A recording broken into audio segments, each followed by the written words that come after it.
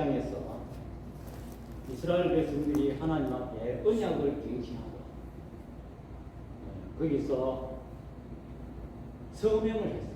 인봉을 했다는 것은 서명했다는데 서약했다는 그런 말입니다.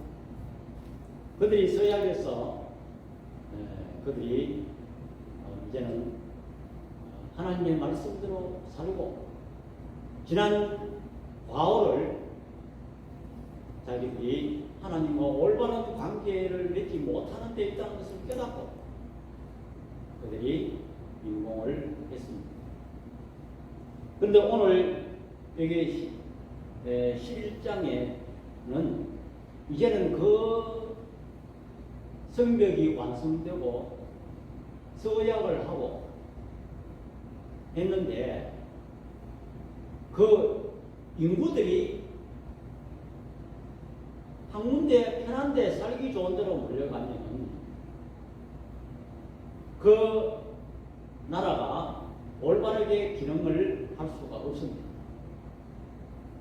그런데 그 예루살렘 성이라는 그것은 어떤 곳이냐면 말이 수도지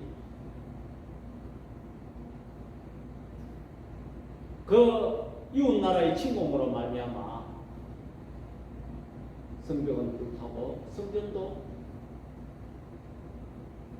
불타는 그런 황폐한 도시로 변했습니다. 그래서 그것은 또 가옥이 적고 외부의 침공이 잦아서 아주 위험한 그런 지역입니다. 또 그곳에는 새로 복구해야 될 일이 너무나도 많습니다. 상대적으로 지방은 피해가 적었습니다. 그래서 그곳에 이스라엘의 수도로서 예루살렘이 기능을 하지 못했습니다. 그래서 이제는 새 이스라엘을 건설하는 데 있어서 수도가 올바르게 정립되어야 그 나라가 발전할 수가 있는 것입니다. 예를 들어 말하면 우리 한국도 남한도 서울이 우리나라의 수도인 것입니다. 그런데 수도가 수도로서의 역할을 못하고 사람 살기가 나쁘고 위험하고 그게 사람이 기능할 가옥도 적고 이렇게 한다면은 그래서 사람들이 모두 편한 데로 가서 살았다. 지방이 막 흩어졌다. 그러면은 수도로서의 기능을 하지 못합니다. 그 나라의 수도가 기능을 잘해야 그 나라의 미래가 있고 그 나라가 튼튼히 써가는 것입니다. 그런데 정작 이 이스라엘 백성들이 서약을 하고 하나님의 말씀대로 살고 안식일을 지키고 11조를 하고 그들이 이제는 하나님의 뜻대로 살겠다고 그렇게 약속을 했지만은 정작 그러한 일이 딱 부닥쳤을 때 인구 배치를 적절하게 하려니까 예루살렘에 들어갈 사람들이 많이 지원자가 적었습니다. 그래서 이것을 어떻게 했는가를 살펴보려고 합니다. 예루살렘에 적정 인구가 상주해야 되는데 오늘 예루살렘에 선택된 사람은 어떤 사람들인가를 살펴보려고 합니다. 예루살렘에 들어간다는 것은 뭐냐니까 자기 불편을 감수하고 예를 들어서 자기 연고가 그 지방이다. 우리나라로 말하면 서울이 완전히 폐허가 됐는데 자기가 사는 경주나 부산이나 대구나 자기의 좋은 터전이 있고 자기의 기업이 거기에 있는 사람이 그거 다 버리고 서울 가서 살아. 그거 쉬운 일이 아닌 것입니다. 그것은 무슨 말인가 하니까 예루살렘이라는 것은 하나님의 성전이고 다시 말하면 하나님의 임재가 있는 곳. 그래서 자기의 기업을 버리고 자기 지방을 버리고 예루살렘에 들어가서 산다는 것은 자기 중심에서 하나님 중심으로 살아간다는 그런 뜻입니다. 오늘날 성도가 예수님을 영접하고 하나님 나라 일을 위해서 일하는 성도가 생활상과 똑같습니다. 예수님을 영접하기 전에는 내 중심으로 살아. 내 편한대로. 그러나 예수님을 영접한 오늘날의 성도는 내 중심은 2번입니다. 하나님 중심이 1번입니다. 그 길이 비록 험난하고 위험하고 외롭고 성스러고 다른 사람 조롱받고 바보 같다는 소리를 들어도 우리는 그 길을 가야 됩니다. 또 예루살렘 성이라는 것은 온갖 사단의 세력에 의해서 방해를 받았습니다. 그렇지만은 그 성은 하나님의 은혜와 진리로 완성되었고 이제는 다시는 악의 세력이 범주할 수 없는 그것이 예루살렘 성입니다. 오늘날 사단의 방해에도 불구하고 위험을 무릅쓰고 자기 희생을 무릅쓰고 하나님 중심으로 살아가는 삶은 악의 세력이 범접할 수 없다는 것을 여러분들 믿으시기 바랍니다. 그래서 예루살렘 성은 수도로서의 기능을 하지 못했습니다. 그 수도로서 기능을 확립하기 위해서는 예루살렘의 적정한 인구의 배치가 불가피한 것입니다. 느헤미야 7장 4절 다 같이요. 시작. 그 성읍은 광대하고 그 주민은 적으며 가옥은 미처 건축하지 못하였음이니라. 지금 예루살렘의 형편이 이렇습니다. 주민이 적고 성읍은 광대하고 가옥은 미처 건축하지 못하였습니다. 살 집이 없다는 것입니다. 그런데 거기에서 적정한 인구를 배치하려니까 정말 모두 망설이는 것입니다. 예루살렘에 이주하는 일은 첫 번째로 우선 생업의 터전을 떠나야 된다는 것입니다. 마치 이것은 아브라함이 갈대아 우르를 떠나라 하나님의 명령할 때에 정든 고향, 자기의 어떤 모든 기업이 있는 생활 터전이 있는 오늘날 말이 쉬워 이사간다. 안 쉽습니다. 자기의 생활 방역이 다 거기 있고 거기에 수입이 소득이 나오는 곳이 있는데 당장 하나님의 명령에서 떠나라. 그거 안 쉽습니다. 이와 마찬가지입니다. 그 다음에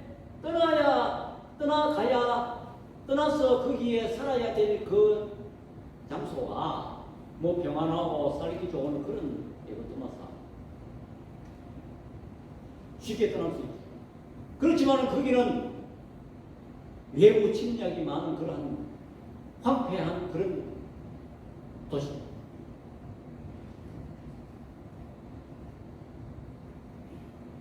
이러한 위험과 희생을 감수해야 됩니다. 세 번째로 심하게 황폐되어 거주할 집조차 없습니다. 뭐 좋은 아파트가 준비되어 있는 것도 아니고 거기 가서 새로 집을 지어야 됩니다.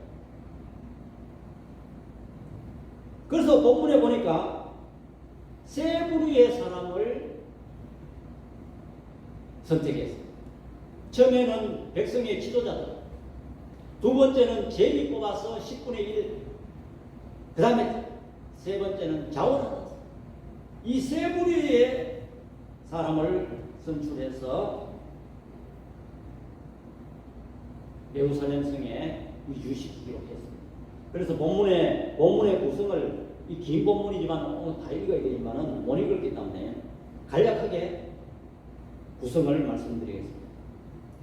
1절과 2절은 우리가 오늘 읽었는 1절과 2절은 예루살렘에 거주하게 된 사람들의 동기, 앞에서 말하는 세 가지 그 속해가 있습니다. 3절은 또 거주해야 할 사람들이 자기 성읍과 자기 기업에 거주했다는 것이에요. 3절에 쭉 나오는 사람들은 정말 뭐 제사장 나오고 뭐 쭉 나오는데 그 사람들은 정작 신앙의 지도자로서 예루살렘에 거주해야 되지만은 자기 고향, 자기 기업으로 거주했다는 거예요. 성경이 왜 이렇게 기록했을까요?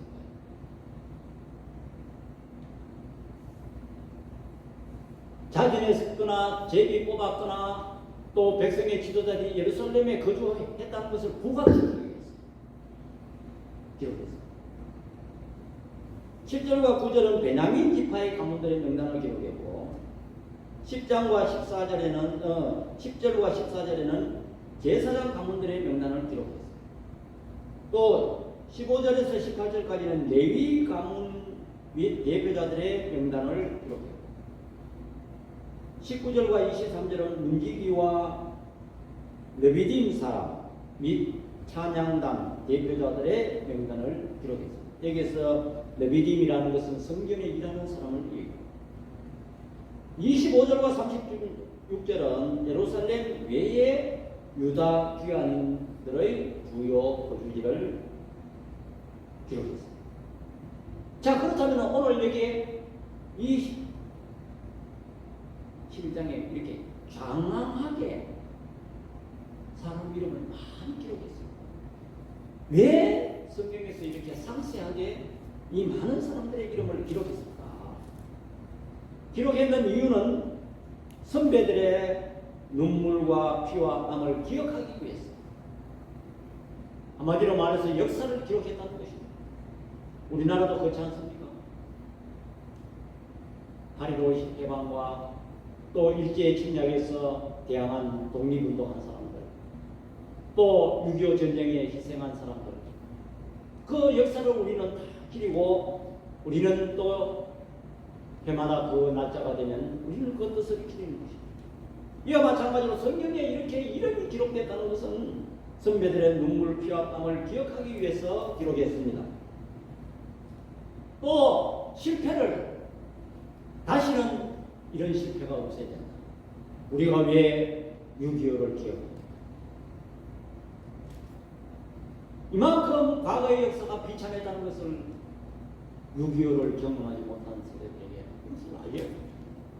그래서 너희들은 단단히 하여라, 준비하여라, 이런 뜻이 있습니다. 또 성경은 왜 이렇게 힘든 예루살렘에 들어가서 고생한 사람들을 기록했을까? 너희들도 기억되고 남는 자가 되라는 것이. 여러분도 우리가 신앙생활을 하는 데 있어 편안히 신앙생활을 한 자들은 그렇게 하늘나라에 산 법이 없습니다. 정말 힘들게 하나님 나라를 위해서 내가 몸을 희생하고 내가 물질을 희생하고 내가 헌신했을 때에 오늘 여기 이 명단에 성경에 기록된 것처럼 하늘나라에 기록되고 주님의 심장에 기록된다는 것을 여러분들 믿으시기 바랍니다. 역사의 실패를 기록하고 남기기 위해서 이러한 많은 사람들을 기록했습니다. 이는 지난 시간에 통해서 이스라엘 백성들이 세 가지를 다짐했지 않습니까? 이방인과 거문하고, 이방인과 거문한다는 것은 다 그것을만 얘기하는 것이 아니고 세상, 오늘날로 말하면 세상의 그 교구, 세속화된 것을 꺼내 또 안식일을 기억하고 잘 지키고 또 11조 예물을 철저히 하고 하나님 전을 외롭지 않게 하겠다는 서명을 했습니다. 자, 오늘 와서 이렇게 정작 예루살렘에 들어갈 자를 모집하니까 정작 들어갈 사람이 많이 부족했어요. 우리가 영적 각성 운동으로 그때 당시에는 군중 심리에서 서명하고 약속하고 소원할 수 있지만은 정작 예루살렘에 어려운 일을 딱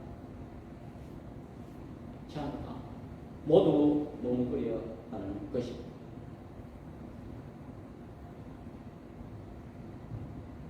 자, 그렇다면은 여기에는 어떤 사람들이 들어갑니까?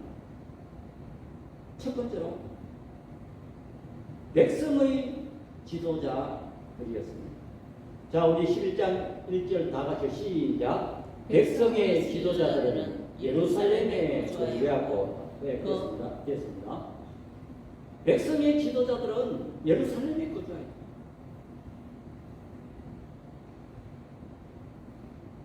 예루살렘은 이스라엘의 수도입니다.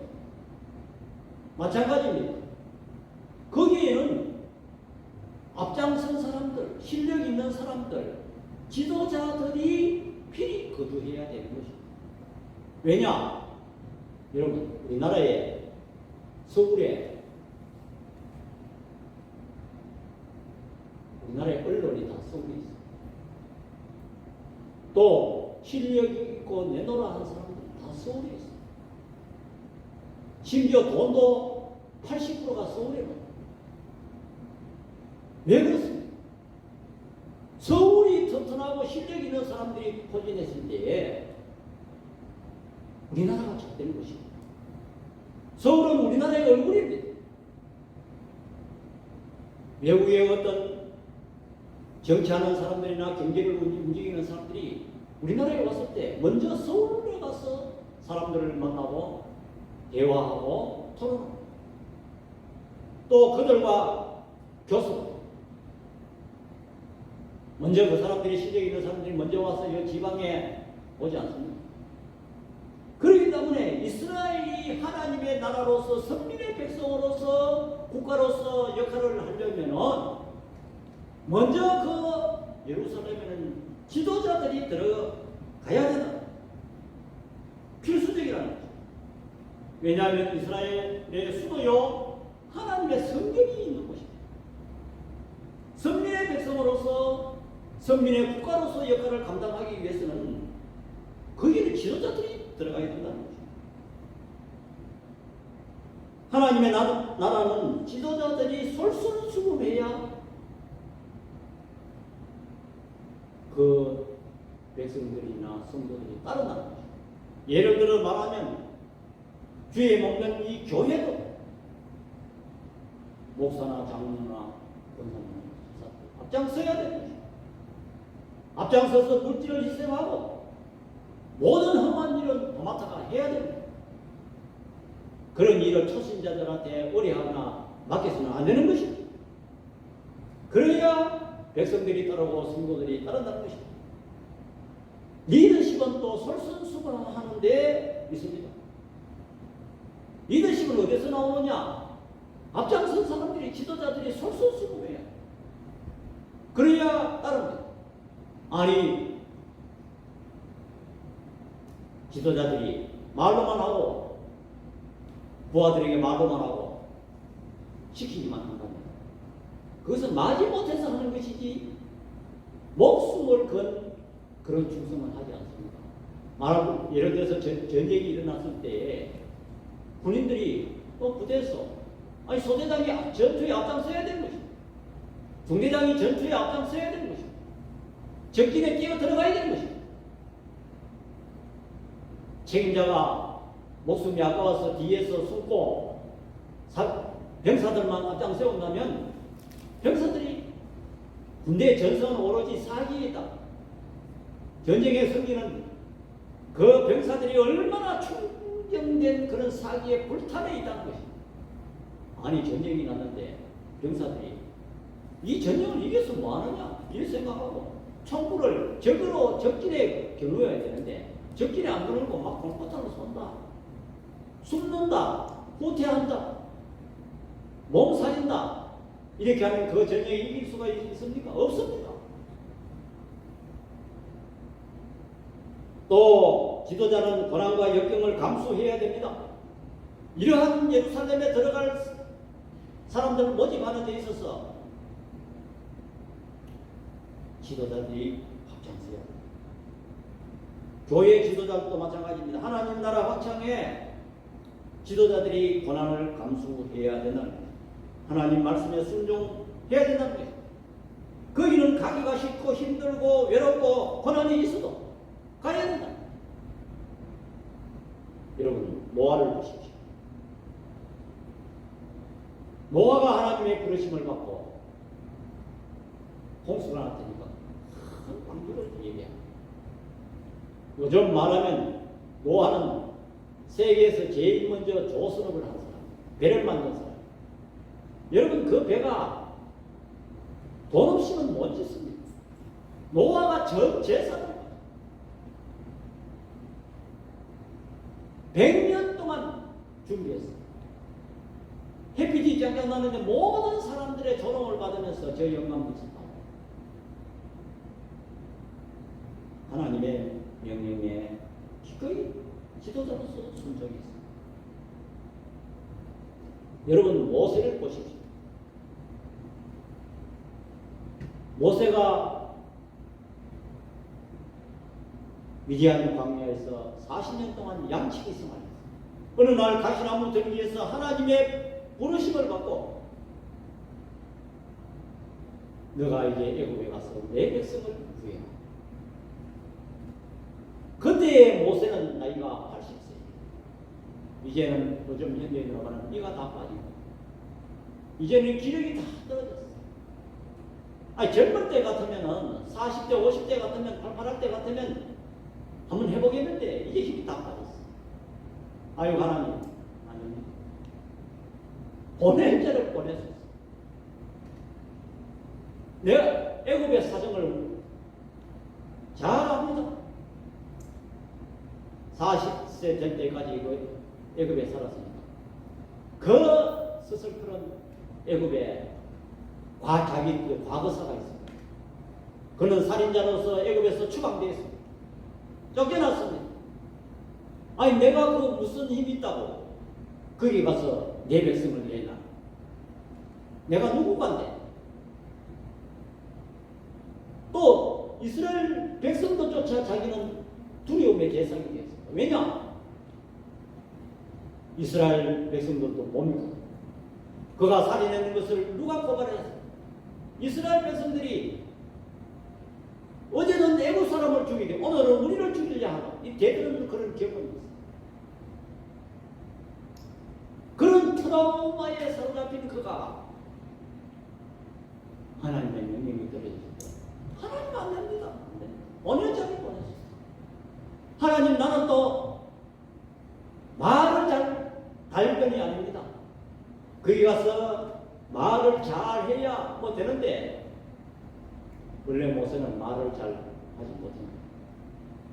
그래서 하나님이 뭐라 합니까? 말 잘하는 네 형 아론이 있잖아.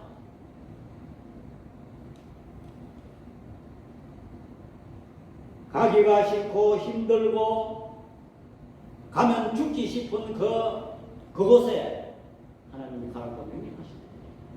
모세는 백성의 지도자로서 순종할 때에 10가지 재앙을 맛보고 홍해를 가르고 그 백성들을 무사히 구출했는 것입니다.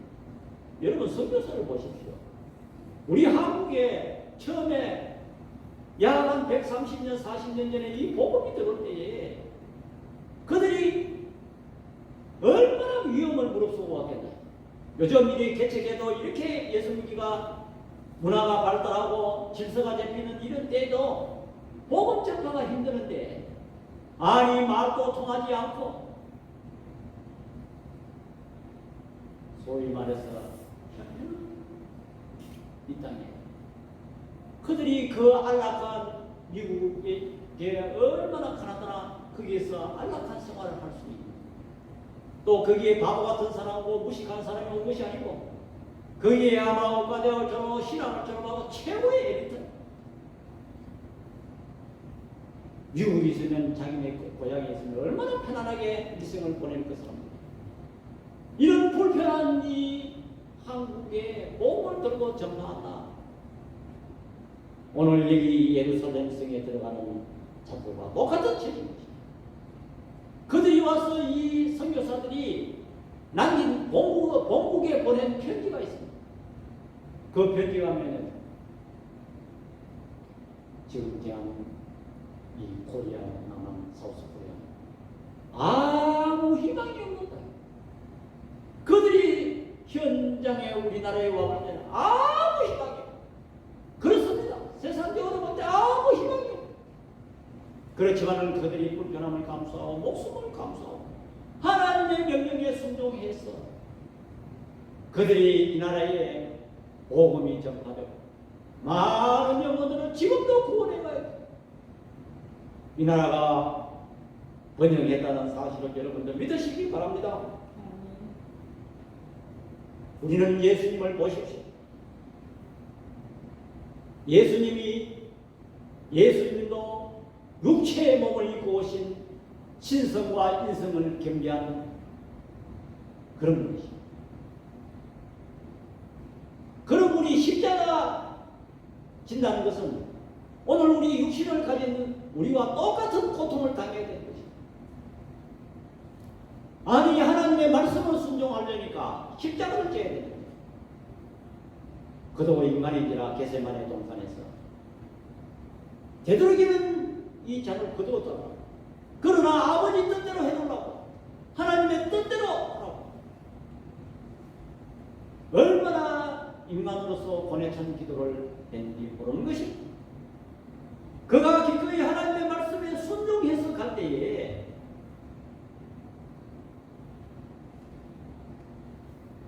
전 인류가 세세토록 구원을 받았습니다. 그 역시 예수님 자신도 존귀하게 되고 영광을 받는다는 것을 여러분들 깨달으시기 바랍니다. 이처럼 지도자는 하나님의 말씀을 따라 당연히 가야 되는 것입니다. 오늘 예루살렘에 이 백성의 지도자들이 동참했다는 것입니다. 두 번째로 11절 그 중간에 그 남은 백성 시작 그 남은 백성은 제비 뽑아 10분의 1은 거룩한 성 예루살렘에서 거주하게 하고 그 10분의 9는 다른 성읍에 거주하게 하였으며 제비를 뽑았다는 것. 제비를 뽑았다는 것은 무작정 투표지를 두고 요즘 우리 한국말로 하면 심지뽑기 무작정 여러분 제비 뽑는다는 것은 우리가 생각할 때 교회에서도 일꾼을 뽑을 때 투표를 하지 않습니다. 자 잠언 16장 33절 시작 제비는 사람이 뽑으나 모든 일을 작정하기는 여호와께 있느니라. 아멘. 사람이 제비 뽑는 것 같지만은 하나님께서 그 투표하는 사람들을 마음을 움직였어요. 하나님이 맡기셨다는 것입니다. 제비 뽑는다는 것은 이 일이 하나님께 속하였고 하나님께 맡긴다는 그런 뜻이 있는 것입니다. 과거 가나안 땅을 지파별로 분배할 때도 하나님의 뜻에 따라 결정하기 위해서 제비를 뽑았던 일이 나옵니다. 민수기 26장에 성경에는 제비 뽑는 일은 하나님께 맡기고 하나님의 뜻을 우리는 구하는 것입니다. 제비 뽑힌 자들이 제비를 뽑혀서나 아이 나는 사정이 있어 안 됩니다. 이렇게 한 것이 아니고 그들이 그 제비 뽑힌 데서 전적으로 순종했다는 것입니다. 왜냐하면 전장에 그들이 인봉하고 서명했는 그런 불타는 신앙이 있었기 때문에 그들은 희생을 감수하고 왜 납니까? 이렇게 불평하지 않아요. 그들이 전적으로 순종했다는 것입니다. 우리는 성경에서 우리는 억지로 진 십자가를 진 사람을 우리는 잘 알 수가 있는 것입니다. 우리가 주의 일을 할 때에 왜 납니까? 저 아무개 집사님 맡기지 않고 왜 저가 해야 됩니까? 이렇게 우리는 생각하고 불평할 수가 있는 것입니다. 그러나 우리가 억지로 교회 일이나 주의 하는 일에 물질이나 또 헌신해야 될 때에 억지로 하는 것도 하나님 앞에 큰 복인 것입니다.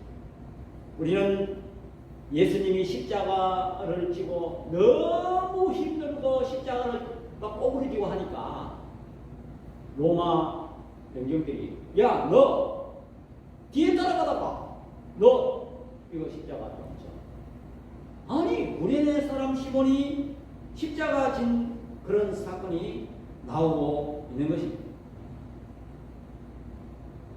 마가복음 15장 21절 시작. 마침 알렉산더와 루포의 아버지 구레네 사람 시몬이 시골로부터 와서 지나가는데 그들이 그를 억지로 같이 가게 하여 예수의 십자가를 지우고 이 사람은 얼찜에 예수님의 십자가를 지게 됐어요.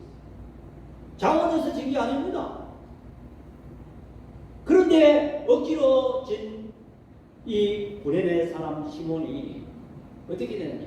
그가 그 길로 예수 그리스도를 영접하고 그 집안이 구원받게 되었다는 것입니다.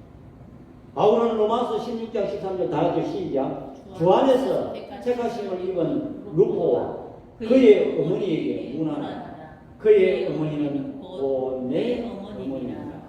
여기에 마가복음 15장 알렉산더와 루포라는 말이 나오는데 여기에서 입은 루포와 다시 말해서 이 루포는 구레네 사람 시몬의 아들, 억지로 진 십자가 사람의 아들이고 그의 어머니는 그러면 누가 됩니까? 그 시몬의 부인이라. 다시 말하면 이걸 해석하게 되면 이 시몬의 아들은 바울과 같은 동력자래요. 그가 얼마나 신앙생활 주에 열심히 그 아들이 열심히 했는지 신앙의 대를 물려받아서 이 바울과 동력자. 자, 사도행전 13장 1절 시작. 안디옥 교회에 선지자들과 교사들이 있으니 곧 바나바와 니게르라 하는 시몬과 구레네 사람 루기오와 분봉왕 헤롯의 젖동생 마리아 및 사울이다. 여기서 말하는 니게르라는 니그로 흑인을 이야기합니다. 시몬, 아까 그 시몬이 아닌가 성경학자들이 추측하고 있는 것입니다. 이처럼 이 시몬이 나중에 안디옥 교회의 선지자, 교사 그 중에 지도자로 그가 역할을 했다는 것입니다. 이처럼 예수님의 십자가도 억지로라도 그걸 지니까 그 사람이 이와 같이 위대한 사람으로 되고 그 아들들이 위대한 신앙을 계승했다는 것입니다. 이처럼 우리는 제비를 뽑혔을 때에 또 내가 감당해야 될 그때에 억지로 왜 납니까? 이렇게 생각할 수 있지만 억지로라도 우리가 그 일을 감당하면 우리 하나님을 만나고 우리 하나님께서 능히 있으신다는 것을 여러분들 깨달으시기 바랍니다. 아멘. 시간이 없어서 좀 빨리 하겠습니다. 그 다음에 세 번째로 자원하는 자가 있다.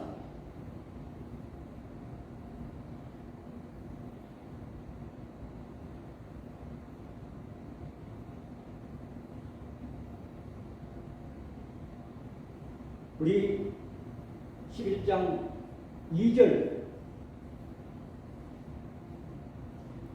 보면 예루살렘에 거주하기를 자원하는 모든 자를 위하여 백성들이 복을 빌었느니라. 거기에서 손을 버떡 들고 자원하는 사람이 있습니다. 이 자원하는 사람은 더 큰 복을 받았는데 백성들이 복을 빌어줬다. 이게 엄청난 복입니다. 여러분, 내가 내 기도는 쉽게 할 수 있습니다. 내가 내 기도는 하나님 복 주십시오, 건강 주십시오. 그건 내 자신을 위해서입니다. 하나님이 그런 기도를 잘 들으실까요? 하나님은 다른 사람이 기도해 주는 것, 거기에 특별히 기를 줍니다. 우리가 다른 사람에게 중보 기도, 다른 사람이 사람이 기도해 준다면 우리는 그 사람한테 잘해야 될까요? 못해야 될까요? 잘해야 됩니다. 우리는 성도들에게 또 가족들에게 잘해야 됩니다. 그래야만이 진정으로 그 사람을 위해서 우러나오는 기도가 될 수가 있어요. 우리는 성도들이 만나면 어떤 문제가 딱 있다면 내 기도해 줄게. 말을 쉽게 해요. 내 스스로도 고백합니다. 그렇지만 그 기도가 과연 진정으로 해줄까요? 진정으로 해주려면 어떻게 해야 되나요?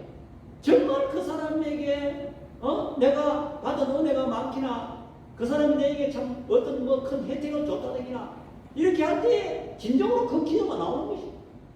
오늘 여기 자원해서 간다. 여기 보면 내 대신해서 가는 거예요. 내 대신 섬겨가는 거예요. 내 대신 저 불편한 나라에 가서 복음 전파하는데 선거, 헌금 나는 뭔가지만 내가 돈이라도 내가 보탠다. 그게 선교 헌금 아닙니까? 그렇지만 정작 거기 가서 하는 사람은 백성들이 복을 얼마나 더 큰 축복을 받았는지 모릅니다. 여기에는 뭐 성경에 여러 가지 예가 있지만 자원하는 사람들이 예가 있지만은 오늘 시간이 없어서 다 못하고 항상 속. 여러분 여호수아와 갈렙을 보십시오. 모세가 12 정탐꾼을 가나안 땅에 보냈는데 10사람은 와서 그게 못 갑니다. 그 사람들 가보니까 키가 우리보다 장사고 우리는 스스로 보기에 메뚜기가 가면 다 죽습니다. 이렇게 백성들에게 퍼뜨리니까 민수기 14장 1절과 10절 우리 황명 선교가 읽어주세요. 온 회중이 소리를 높여 부르짖으며 백성이 밤새도록 통곡하였더라. 이스라엘 자손이 다 모세와 아론을 원망하며 온 회중이 그들에게 이르되 우리가 애굽 땅에서 죽었거나 이 광야에서 죽었으면 좋았을 것을 어찌하여 여호와가 우리를 그 땅으로 인도하여 칼에 쓰러지게 하려 하는가. 우리 처자가 사로잡히니 애굽으로 돌아가는 것이 낫지 아니하랴. 이에 서로 말하되 우리가 한 지휘관을 세우고 애굽으로 돌아가자 하매 모세와 아론이 이스라엘 자손의 온 회중 앞에서 엎드린지라. 그 땅을 정탐한 자 중 눈의 아들 여호수아와 여분의 아들 갈렙이 자기들의 옷을 찢고 이스라엘 자손의 온 회중에게 말하여 이르되 우리가 두루 다니며 정탐한 땅은 심히 아름다운 땅이라. 여호와께서 우리를 기뻐하시면 우리를 그 땅으로 인도하여 들이시고 그 땅을 우리에게 주시리라. 이는 과연 젖과 꿀이 흐르는 땅이니라. 다만 여호와를 거역하지는 말라. 또 그 땅 백성을 두려워하지 말라. 그들을 우리의 먹이라. 그들의 보호자는 그들에게서 떠났고 여호와는 우리와 함께 하시느니라. 그들을 두려워하지 말라 하나 온 회중이 그들을 돌로 치려 하는데 그때 여호와의 영광이 회막에서 이스라엘 모든 자손에게 나타나시리나. 아멘. 거기 가면 다 두고 나니까 백성들이 밤새 통곡하고 울고 우리가 다른 지도자를 세워서 다시 그게 가자. 그러나 여호수아와 갈렙은 아니다. 하나님이 약속하신 땅으로 가야 된다. 그들의 보호자는 떠났고 우리는 하나님이 함께 하신다. 여기 10절에 보세요. 온 회중이 그들을 돌로 치려 하는데 죽이려고 돌을 치려 하는데 그때 여호와의 영광이 회막에서 이스라엘 모든 자손에게 나타나시네. 거기 가면 죽고 거기 가면 우리를 죽임을 당한다는 그 사람에게 돌로 치려 할 때에 그러한 위험한 상황에서 하나님의 보호하심이 나타난다는 것을 여러분들 믿으시기 바랍니다. 네. 여러분 우리가 주일 하는데 내가 이거 맡아 하면은 내가 손해볼 것 같고 내 재산이 다 날아갈 것 같고 내가 시간이 다 뺏길 것 같지만은 하나님의 뜻을 따라 순종하면 거기에서 하나님을 만난다는 것을 여러분들 믿으시기 바랍니다. 하나님은 그곳에 계시는 거예요. 하나님은 예루살렘에 지금 계시는 거예요. 왜냐하면 예루살렘은 하나님의 성전이고 선민의 그 거룩한 성이기 때문에 그렇습니다.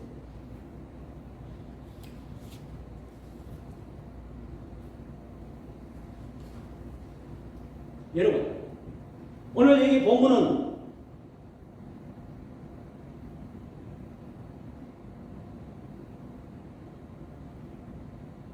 거룩한 성이라고 말하고 있는 것입니다. 우리 1절 다 같이 시작. 백성의 지도자들은 예루살렘에 거주하였고 그 남은 백성은 제1과 10분의 1은 거룩한 성 예루살렘에서 거주하여. 거룩한 성이 무엇이냐? 예루살렘은 왜 세상적으로 볼 때 위험하고 거기는 황폐하고 불안한 그런 도시지만은 영적으로 볼 때 성경은 뭐라고 말하고 있느냐? 거룩한 성이라. 거룩한 성은 어떻게 표현하냐면 하코데이, 이 정관사 영어로 말하면 더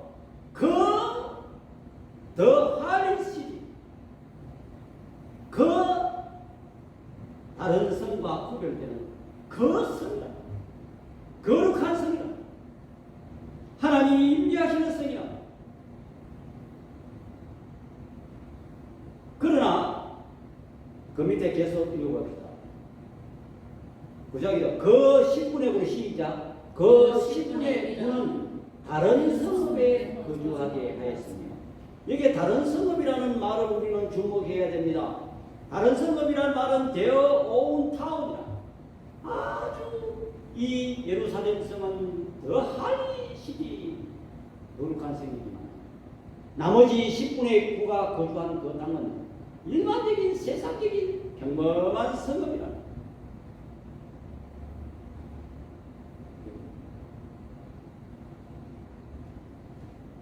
여러분은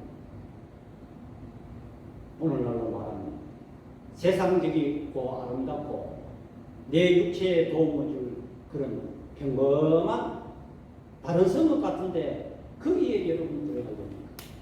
이 길이 험난하고 좁은 길이고 위험하고 내가 손해가 오고 그런 그 거룩한 성에 여러분들 들어가야 됩니다. 여러분 세상적으로 볼 때는 손해가 올 것 같고 위험한 것 같아요. 이 거룩한 성을 택한다면 하나님의 보호하심이 있다는 것을 여러분들 깨달으시기 바랍니다. 여러분 문제 속에 기적이 있고 문제 속에 하나님을 만나는 것입니다. 여러분 문제가 없으면 사람은 거기서 멈춥니다. 그러나 기적을 만나지 못합니다. 여러분 실패가 있고 어떤 문제가 있을 때에 거기에 하나님을 만나고 기적을 만난다는 것입니다. 성경 한 절만 더 읽어드리고 마치도록 하겠습니다. 우리는 아브라함이 갈대아 우르를 떠나서 그가 조카 롯과 같이 가는데 거기에 이제는 식구들이 많아져서 아브라함의 종들과 롯의 종들이 서로 다투게. 그래서 아브라함이 먼저 제안을 합니다. 다 같이요 시작. 아브라함이 롯에게 이르되 우리는 한 친족이라 나나 너나 내 목자나 서로 다투게 하지 말자. 내 앞에 온 땅이 있지 아니하냐. 나를 떠나가라. 내가 좌하면 나는 우하고 내가 우하면 나는 좌하리라. 이에 롯이 눈을 들어 요단 지역을 바라보고 소알까지 온 땅이 우리 능력하니 여호와께서 소돔과 고모라를 멸하시기 전이었으므로 여호와의 동상하고 애굽 땅과 같더라. 그러므로 롯이 요단의 온 지역을 택하고 돔으로 옮기니 그들이 서로 떠난지라. 시작. 아브라함은 가나안 땅에 거주하였고 롯은 그 지역의 도시들에 머물며 그 장막을 옮겨 소돔까지 이르렀더라. 소돔 사람은 여호와의 악하며 큰 죄인이었더라. 아멘. 이것 보세요. 이 사람들이 지금 떨어지게 되었는데 이 조카 롯이 눈을 감고 거기는 물이 넉넉하고 아주 좋은 땅입니다. 여호와의 동산 같고 애굽 땅과 같이 화려한, 세상적으로 보면 거기 가서 살면 내한테 이득이 많을 것 같은 그런 땅이었어요. 그런데 이 아브라함은 어떤 땅을 택했냐? 헤브론 본장이를 택했어요. 거기는 악산이며 가시가 엉켜져 있는 그런 황무지 같은 그런 땅이었어요. 이 아브라함은 세상적으로 볼 때 실패할 것 같고 고난의 길 같고 하지만 그는 하나님을 소유하고 하나님을 믿고 나아갔다는 것입니다. 우리 14절부터 18절까지 시작. 롯이 아브라함을 떠난 후 여호와께서 아브라함에게 이르시되 너는 눈을 들어 너 있는 곳에서 북쪽과 남쪽 그리고 동쪽과 서쪽을 바라보라. 보이는 땅을 내가 너와 내 자손에게 주리니 영원히 이르리라. 내가 내 자손의 땅에 티끌같게 하리니 사람이 땅에 티끌을 능히 셀 수 있을진데 내 자손도 세리라. 너는 일어나 그 땅을 종과 병으로 두루 다녀오라. 내가 그것을 내게 주리라. 이에 아브라함이 장막을 옮겨 헤브론에 있는 마므레 산들이 술에 이르러 거주하며 거기서 여호와를 위하여 제단을 쌓았더라. 아멘. 롯이 아브라함을 떠난 후에 여호와께서 아브라함에게 너는 눈을 들어 동서남북을 다 바라봐. 보이는 건 네가 다 죽일 거고 발로가 받은 그 땅을 내가 다 주고, 우리는 그 길이 비록 험난한 길이고 내가 그 길을 택하면 고난이 있을 것 같고 내가 그 길을 택하면 실패가 있을 것 같고 내가 손해볼 것 같아도 우리는 하나님의 뜻에 함께하고 하나님을 따라가면은 하나님이 이와 같은 복을 주신다는 것을 여러분들 믿으시기 바랍니다. 우리는 교회에 와서 신앙생활을 하는 것 같고 믿음생활을 하는 것 같고 하나님의 일을 하는 것 같지만 정작 문제가 부딪히고 나에게 집이 지어질 때 얼마나 주저하는 일이 많습니다. 오늘 이 본문을 보면서 우리는 지도자가 되었다. 또 제비를 뽑혀서 우리는 주의 일을 하게 되든 자원해서 하든 우리는 그 길을 택하기만 한다면 거룩한 성 새 예루살렘에 들어가는 것과 마찬가지인 것입니다. 아니면 저와 여러분들이 세상이 보기 좋은 집이 없는 거기 가면 잘 될 것 같은 그 길을 택한다면 그것은 영원하지 않습니다. 여러분, 우리의 육체는 한정되어 있습니다. 다 나중에 늙고 병들고 썩어 문드러집니다.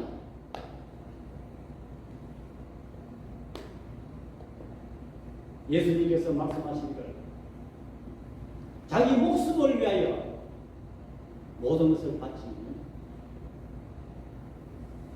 구원을 얻습니다. 주님을 위하여 목숨을 바치면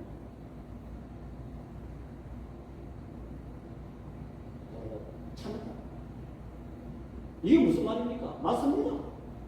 육신을 위해서 사는 사람들은 자기의 어떤 육체, 자기의 어떤 고깃덩어리를 위해서 사는 사람들은 결국은 망하게 되는 것입니다. 우리는 주님을 위해서 목숨을 바치게 되면 우리는 영원히 사는 것입니다. 또 성경은 말하고 있습니다. 마태복음 7장 13절과 14절에 좁은 문으로 들어가 멸망으로 인도하는 문은 크고 그 길이 넓어 거리로 들어가는 자가 많고 생명으로 인도하는 문은 좁고 길이 역착하여 찾는 자가 적음이라고 말씀하고 있는 것입니다.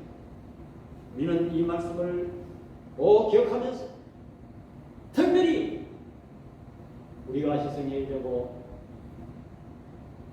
또 하나님께서 우리의 희생을 요구하시기에 우리는 자원해서 손을 뻗어 뻗고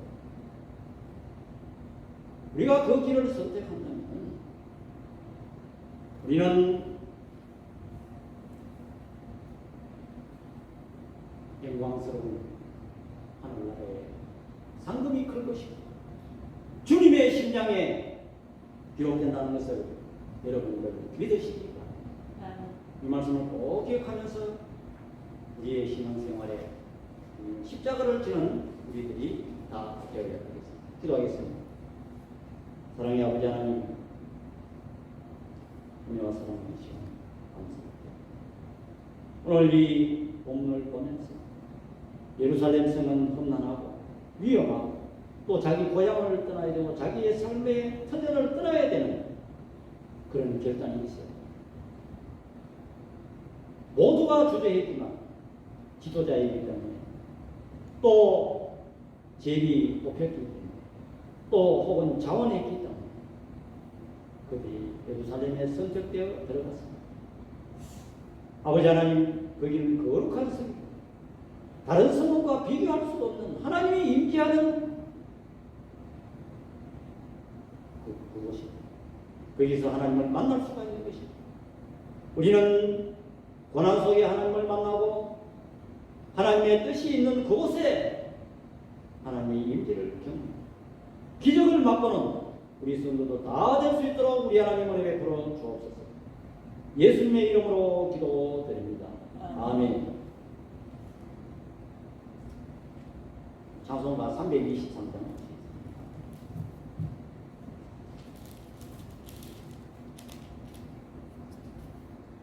그런 바다 나서리모 어디든지 가오리라. 괴로우나 즐거우나 주만 따라가오리니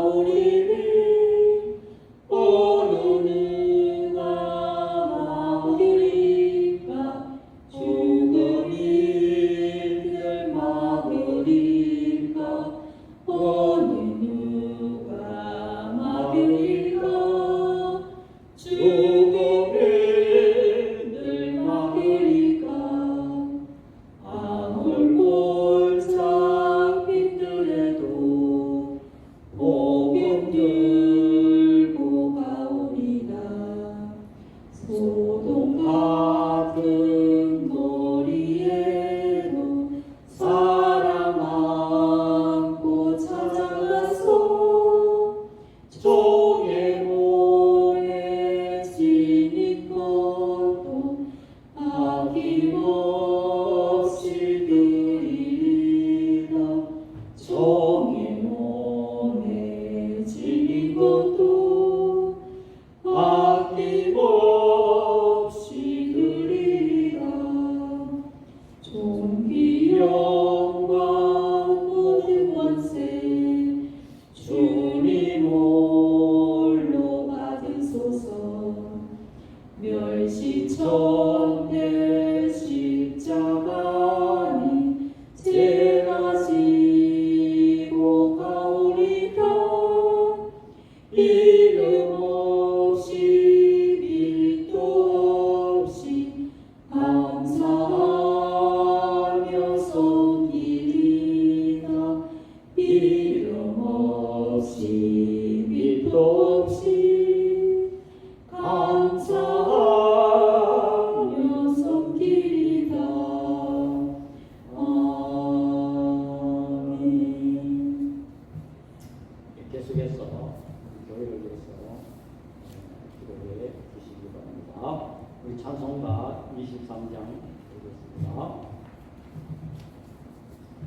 만일이 내게 있으면 거의 다 가지고 내 구주 주신 영종을 늘 찬송하겠네. 지금은 우리 주 예수 그리스도의 은혜와 우리 아버지 하나님의 만극하신 사랑과 성령 하나님의 감화 교통 위로하시는 은사가 예루살렘에 들어가는 길이 고난의 길이요 위험한 길이요 외로운 길이요 어려운 길이라도 기꺼이 순종하며 들어가기를 소원하는 주의 백성들 머리 위에와 우리 눈뜨는 교회 위에 지금부터 영원토록 함께 있을지어다. 아멘.